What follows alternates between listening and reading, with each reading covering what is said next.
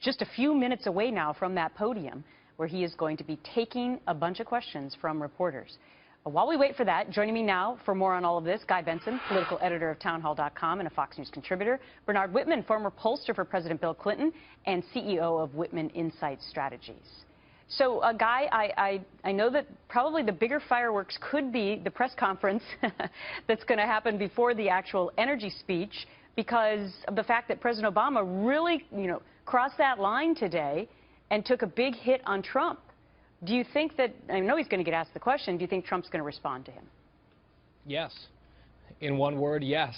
And that's because Donald Trump, as he says time and time again, sometimes more disingenuously than others, that he's a counterpuncher. And in this case, the President of the United States violated sort of that unspoken bipartisan rule, inserted himself into the campaign overseas by really hitting Donald Trump, calling him ignorant and other things. And I suspect that Donald Trump will not just take that lying down, and we'll probably hear about it, whether it's in this press conference or in a Twitter screed at some point. President Obama, I'm sure, is anticipating some incoming. All right. Bernard, would you have advised the president to have done this, and maybe you would have advised him to have done it earlier? I don't know, but is he doing it to try and help Hillary Clinton? I think he's doing it because he's speaking truth to the American people. I mean, the idea that we should be somehow offended that President Obama broke some bipartisan rule of politics. Donald Trump has broken every single rule of decorum in politics that exists, and he continues to break them on a day-to-day basis. But I do want to congratulate Donald Trump for clinching the Republican nomination. The GOP now has exactly the candidate they deserve, and I am offering an olive branch to Guy Benson to come on board the Hillary Clinton campaign, because I know, Guy, what a strong Trump supporter you are, so you must be delighted at today's events. Well, Hillary Clinton's had a few problems of her own, which we're going to get to in just a moment. But, Guy, I don't know. You want to respond to that? Sure. I mean, I've been very critical of Donald Trump. The people have spoken on the Republican side. He's the nominee for the Republican Party. I don't plan on voting for him. I absolutely do not plan on voting for Hillary Clinton, who's a statist, she's a liar, and she's corrupt. While we're waiting for Donald Trump with that tee-up, Guy, let's talk a little bit about what's going on with Hillary Clinton, because that IG report, Bernard, that came out yesterday was not good news for her. Brian Fallon, her spokesperson, went on damage control last night and continuing today. But that is not good news. And now even the Washington Post was calling for the FBI to try to wrap up its investigation into her dealings with her private server before the nomination process at the convention, so that the American people will actually know whether or not she's going to be charged. Bernard? Yeah, I mean, I actually agree with the Washington Post in that I think it's time for this investigation to be over. It's been going on for months and months and months. I think let's just get it out there. I think Hillary Clinton would say the exact same thing. But don't believe the hype. If you actually look at the details of the report says exactly what Hillary Clinton has been saying all along. Number one, there's been absolutely no precedence for a Secretary of State to use a state.gov account. In fact, the first Secretary of State to use a Department of State email account was John Kerry. Also, most importantly, it couldn't find a single piece of evidence to suggest there was a security breach or a data leak.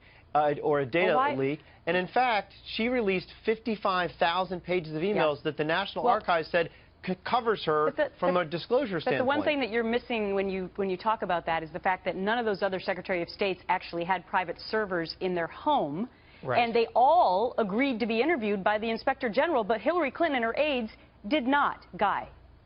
Yeah, she refused to cooperate after saying that she was fully cooperative, which is not true. One of many lies that she's told about her email situation. One of the biggest is everything that I did was permitted and allowed.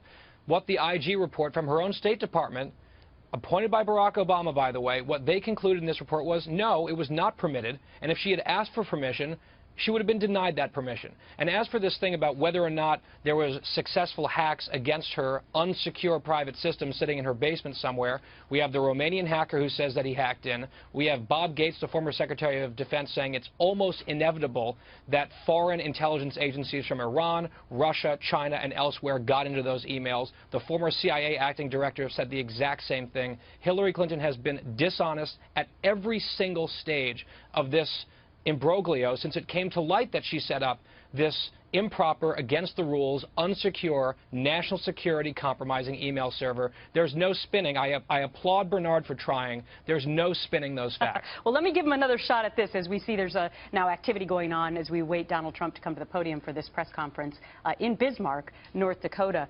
Bernard, you sort of talked about the good points of the IG 85-page report for Hillary Clinton, but there were also repeated warnings to her throughout this report that she should get on board and have a state.gov email so that she, would not be prone to hacking. So how do you spin your way around that?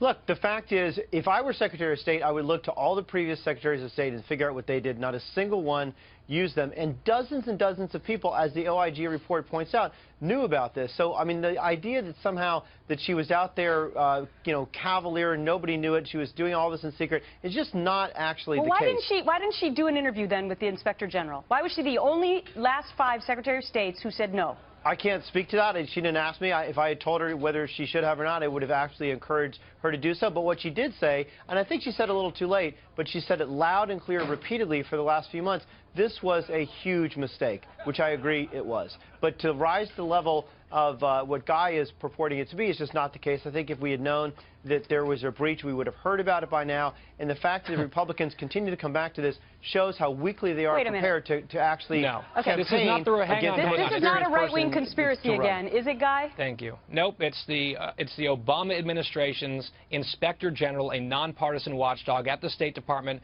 unanimously confirmed by a Democratic Senate. To blame this on the Republicans is silly. And by the way, you keep saying, oh, well, none of the other secretaries of state did this. It's true. None of them set up an unsecure server in their basement and trafficked thousands of classified emails through it, including dozens of top-secret emails. That is one person who did that. That is Hillary Rodham Clinton. And that's the one fact that Bernard does not want us to continue to talk about, but that is the one thing that sets her apart from those other secretaries of state. Now, if you're wondering what's happening on our live screen here, these are all apparently delegates in the state of North Dakota. You saw them raise their hand there moments ago as we await Donald Trump to come to the podium.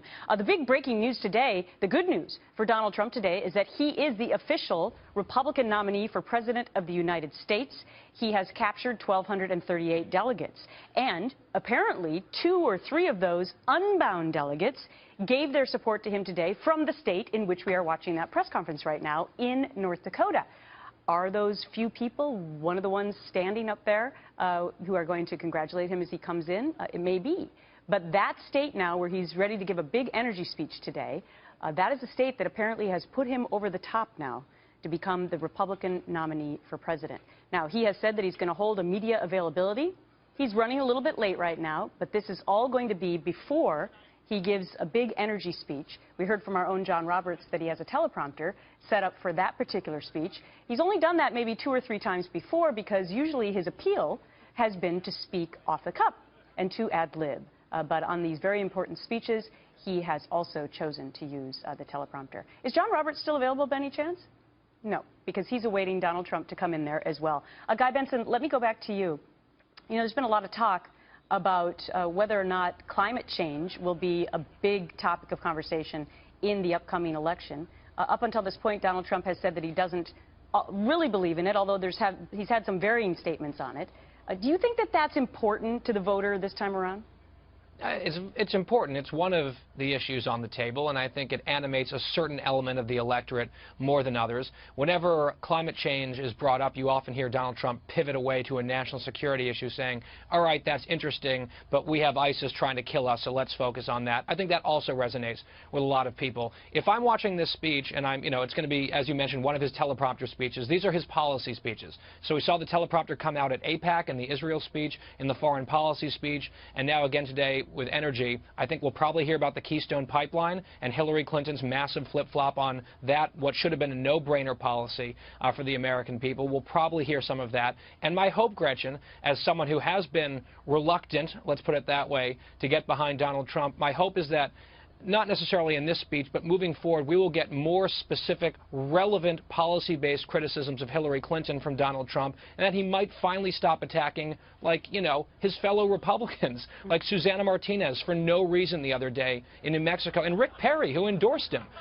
So I am still watching and waiting and interested to see how this pivot plays out, I've been waiting for the pivot. Now he's officially basically the nominee. He'll get nominated in July, but perhaps finally he'll put the personal sniping against his own party in the rearview mirror.